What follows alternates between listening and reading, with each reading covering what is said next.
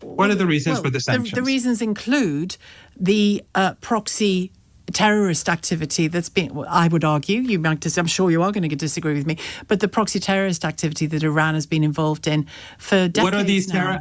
Who are these terrorists? Hamas, others arming Syria. So Hezbollah you consider as a terrorist organization, right? In part. No. In part? Yeah. What does that mean? Well, is it a terrorist organization? Iran's position on Israel is identical to its position on apartheid South Africa. When your government was supporting the supremacist regime in South Africa, the Iranians were supporting the ANC and Nelson Mandela. Yeah. The same logic applies to Palestine. Right. But as an apartheid state, for Iran, this is not. What is up, everybody? Harry here. Quick note. This interview is a bit older, but given how much the Israel-Iran-Hezbollah situation keeps resurfacing, it's still directly relevant. This is a British news anchor interviewing Professor Seyed Mohammad Marandi, an academic close to the Iranian government, covering Iran's position on Israel, Hezbollah's legal status, and Iran's own human rights record, including the death of Mahsa Amini in custody. This is about as sensitive and contested as it gets. Live conflict, disputed legal terms like apartheid and genocide, and a specific factual dispute over a UN investigation, it's actually checkable. I'll be precise about what holds up and what doesn't on both sides rather than picking a winner. Get subscribed if that's useful to you. Let's get into it. The protests that are taking place, the latest round of protests, they seem to be pretty intense and pretty persistent, up to and including this latest tweet or post from the US president. What do you say is going on there? What do you say those protests are about? Well, there are two issues here. One is that because of the US sanctions and European sanctions, basically because of Iran's policy against Israel, what is Iran's policy against Israel? Yes, because what is it? The whole sanction, Iran's position against Israel, yeah. Yeah, Iran says that Israel is an apartheid state. It is not morally legitimate, and that Palestinians have the right to return, just like apartheid South Africa. That it shouldn't and exist. And back then, that it shouldn't exist. It's not. Is that no? What you mean? As an apartheid entity, no. Apartheid should not exist anyway. When your government was supporting... I'm just trying to get a sense from, because you're close to the Iranian regime, I want to get a sense of whether... What does that mean exactly? I'm close to the Iranian regime. Is that how you introduce academics from your own country? No. In the way that I know that I'm close in terms of having easy access to and contact with and conversations with members of the cabinet. That's all I meant. I didn't mean... Would you call them the regime? Well, would you say it like the... Do you want to go into that? Yeah, sure. Well, what's the question? Well, have there been regular democratic elections that... No, you were talking about Israel. Oh, okay, we'll go back Iran's to that. position on Israel... Yeah, I'm just trying to get a sense of whether Iran's position on Israel is identical to its position on apartheid South Africa. When your government was supporting the supremacist regime in South Africa, the Iranians were supporting the ANC and Nelson Mandela. Yeah. The same logic applies to Palestine. Right. So it's not the existence of Israel, it's the nature of this Israeli state. Is that what you're saying? Yes, exactly. That Iran's supposed to. The state could be called Palestine, it could be called Israel, it could be called Walt Disney. But as an apartheid state, for Iran, this is not acceptable. And isn't Iran something of an apartheid state, particularly if you're a woman? Have you ever been to Iran? No, but there's lots of countries I haven't been to that I know about, hear about, read about, speak to people about. It's not an apartheid state. No, it's not an apartheid state. Women are dragged off the street for not wearing the veil? No, that's not true at all. It is true. Well, you can say it's true, but that doesn't make it a fact. I think most people listening know that it is true. I live in Iran. Many journalists come to Iran. Journalists that you can invite, Jewish journalist Max Blumenthal from the Grey Zone, invite him on your show. And he's been to Iran just recently for a couple of weeks. He went to different cities on his own with his wife, who's also a journalist. Ask him if any women have been dragged off the streets anywhere that he's been to. So you're denying that the Iranian government forces women to wear the veil, the hijab? Well, veil is one thing. I know it is. That's why I corrected myself. And those that don't want to... You mean a headscarf? The headscarf. A headscarf. And those that don't want to cover their hair, it's trouble for them, isn't it? No, nothing happens to them. No, nothing happens to them. And some of my students on campus, in classrooms on campus, they don't wear headscarves. So I think is your I'm just trying to get a sense. Is your assertion that in Iran, in the last decade, and even more recently than that, not a single woman, particularly a protesting young woman, has been detained and in one case died in custody with wounds from beating because she had her hair shown? No, you don't believe that happened? No. Mahsa Amini had no wounds. There is no footage. There is footage of her, and in the footage, there is nothing that shows that she was beaten.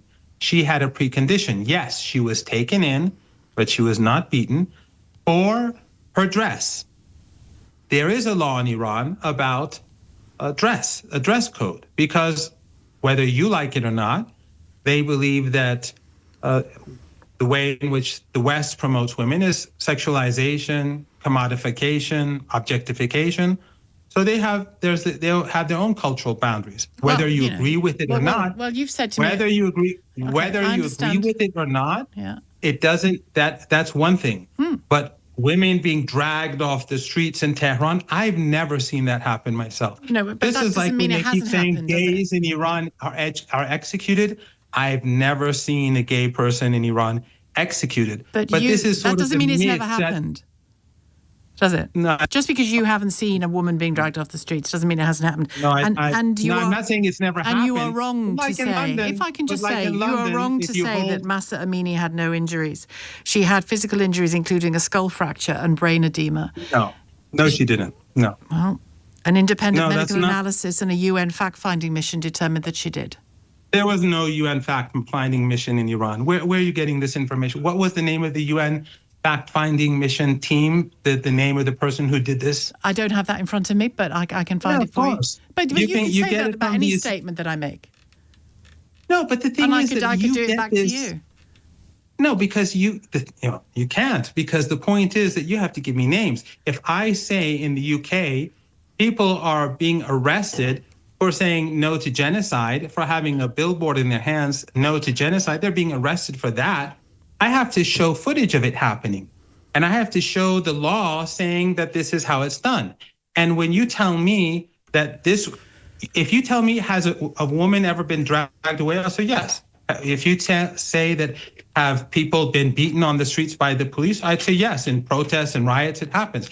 Well, if you tell me innocent people have died in Iran in prisons, I'd say probably yes. Well, it's interesting. But when you tell, and I would say the same about your country as well. And I would say the same about your country. But in your country and in the West, the caricature of Iran is very far from reality. And the reason is because of your country's hatred for Iran, which has been ongoing for 45 years. If Iran was so deeply despised, then it should have collapsed by now, so long ago. But when you say, you ask me... And then your government and your media is concerned about human rights in Iran, where you support Israel, not you, I mean your government, you support Israel, you help Israel in Gaza, you have the flights that go overhead. We support the rights of Iranians as well. We support the rights of Iranians. No, you don't. You actually are a country that tries to harm Iranians because you impose sanctions on ordinary Iranians. The maximum pressure sanctions. Do you think the maximum pressure sanctions hurt a government minister? You know the reasons. They're intended to make ordinary people suffer. You might not like it, but you know the reasons for that. I mean, can I just come back to you on one thing? What are the reasons? Because since I don't like it, you should tell me. What are the reasons for the sanctions? The reasons include the proxy terrorist activity that's been, I would argue, I'm sure you are going to disagree with me, but the proxy terrorist activity that Iran has been involved in for decades What are these now. Who are Hezbollah, these terrorists? Hamas, others arming Hezbollah is so Syria Hezbollah you consider as a terrorist. You consider as a terrorist organization, right? in part. No, come on. In part. Yeah.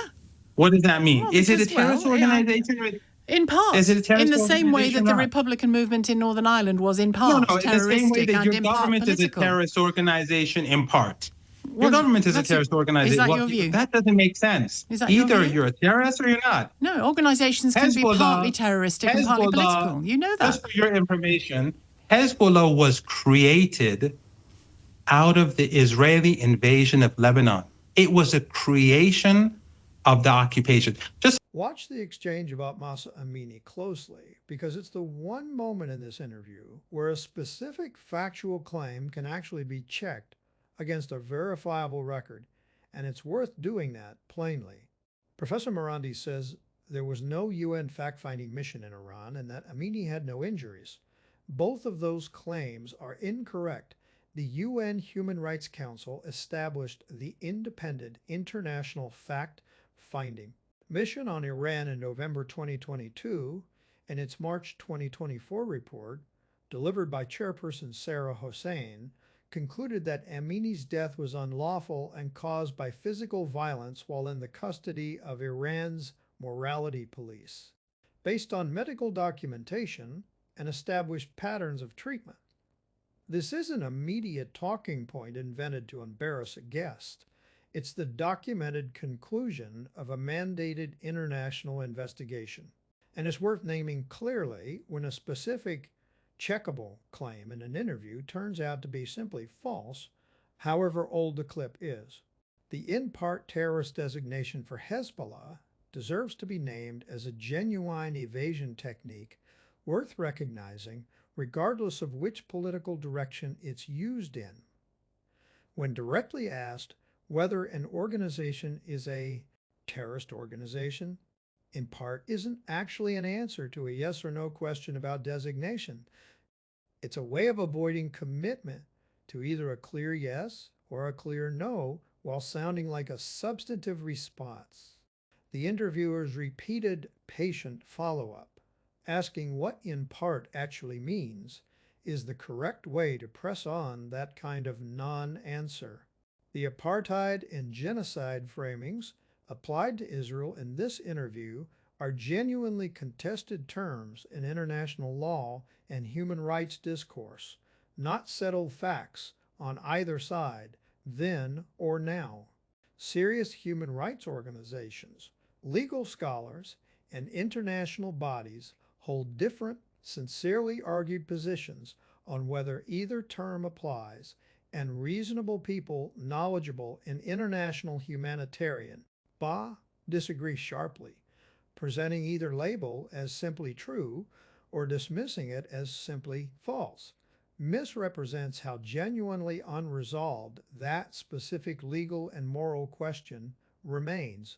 It's also worth noting what doesn't get engaged with in this interview: Iran's own documented human rights record, including mandatory hijab enforcement, the treatment of the 2022 protests, and the death penalty applied to consensual same-sex conduct, is independently documented by UN human rights bodies and international monitors, not solely by Western governments with a stated adversarial interest.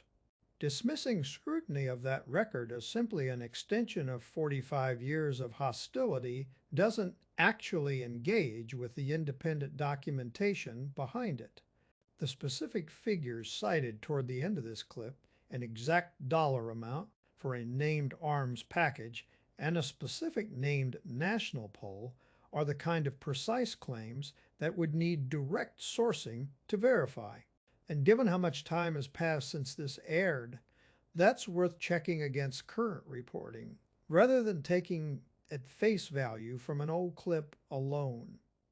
If breakdowns like this are useful to you, get subscribed to Harry Unfiltered, and I'll keep checking the specifics as carefully as this deserves, one interview at a time.